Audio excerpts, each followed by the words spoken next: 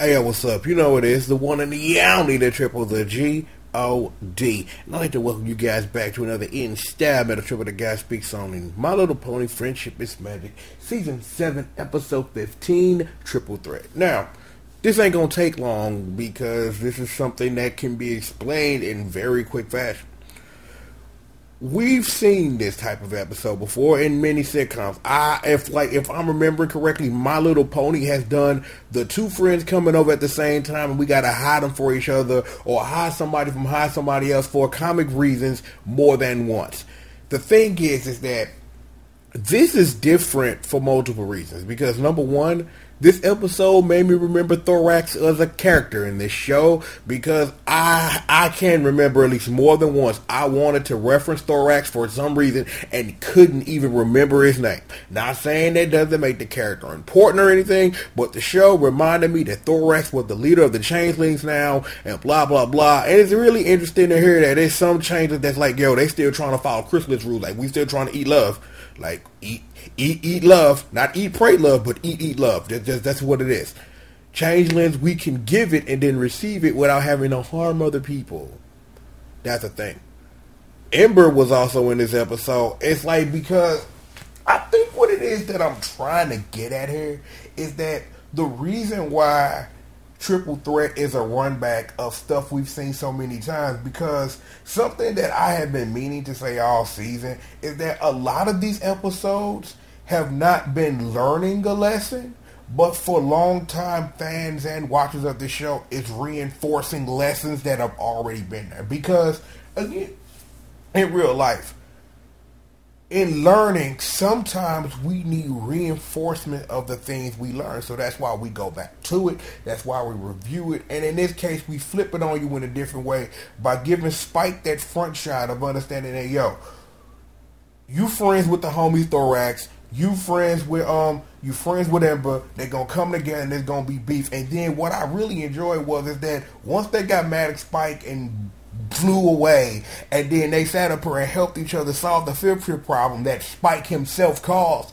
was that they found a way to get along. Because see, the thing that also comes out the back end of this episode is that you have these two contrasting characters, and it's like, I kind of knew, because it's the usual way that you reinforce a lesson by having two people sit in front of each other that you are kind of familiar with, but you know where it's going, but you just need the show to just say, this is what we're doing. And in this case, it's like, teach Thorax to puff his chest out a little bit, that when I'm the leader, when I say what I say, and I mean it, and I'm not stepping back. And Ember, because of where she come from, that dragons are rumble tumble, to have someone like Thorax who's a little more in touch with his feelings explain to Ember that feelings are okay.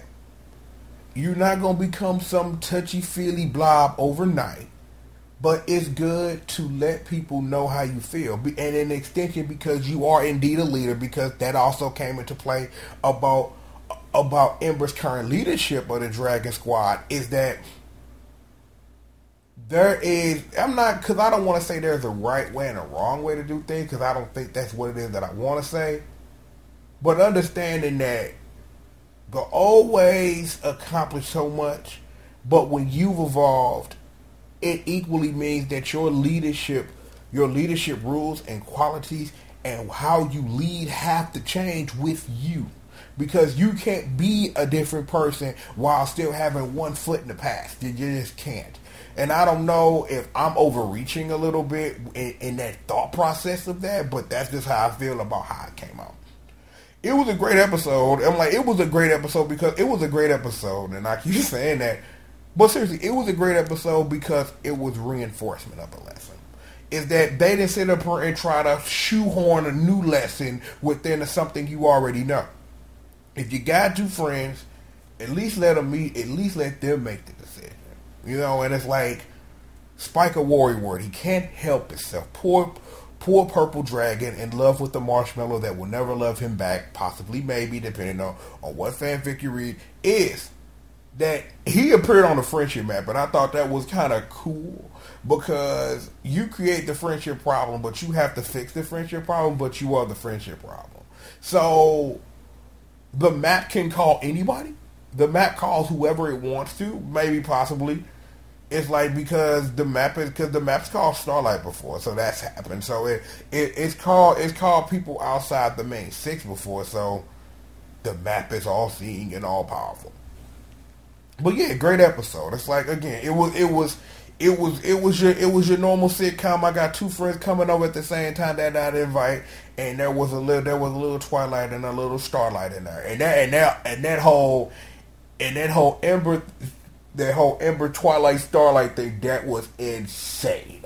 I'm like I don't know if that's supposed to be social commentary of the push Starlight Glimmer thing. I have no idea. I have no idea if that is eternal commentary of Hasbro wants us to push Starlight Glimmer. I do not know.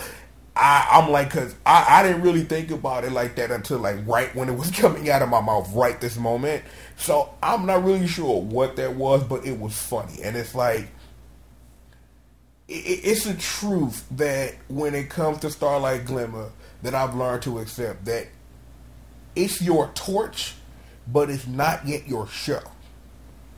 It's like, for real, it's like, at this point, for real, like, I don't really think that this is a thing where Starlight is going to get wings or something by learning some super magical lesson and become some princess of whatever.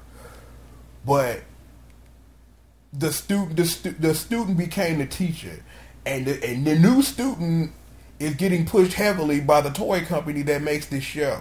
Because remember, I am someone who reviews Kamen Rider and Super Sentai and understand that it is a toy commercial first and a plot telling device second, and sometimes in the middle of when they need to push the toy and do the plot at the same time that they meet in the middle, and it works for like 2 seconds. So I understand all of that. So it's cool. Let's see. Was there anything else in this episode? Well, other than the fact that I mentioned at the beginning that this episode reminded me that Thoris was a character, but I think we've covered just about everything. You know, it was just, like I said, for the 15th millionth time, great episode. And like I said, the same reason, and I will remind you that I enjoyed it because it was a reinforcement of a lesson we already knew, brought to you into a way that made sense for the viewer to like pick up on and understand, gave Spike a chance to shine out a little bit, reintroduce you to Thorax if you forgot who the hell he was like I did, and reintroduce Ember because she's super cool. There you go. I'm going to turn this to a video. How about that? You know what it is, the one and the only, the triple, the G.O.D. And I'd like to thank you for joining me for another installment of Triple the Guy Speaks On. And with that being said, I'll holler at you guys next time, man. Peace out.